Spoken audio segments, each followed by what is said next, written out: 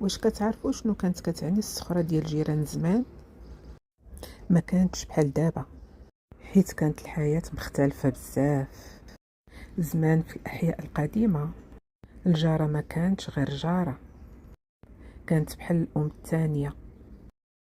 كانت كتقول ابن الجيران سير جيب ليا الخبز من الفران، ولا سير ولدي الحانوت شري ليا السكر ولا الزيت.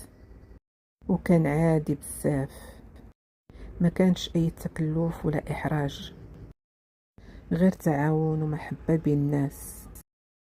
ولكن دابا واش باقي هاد التعاون ولا كل واحد غير في حاله؟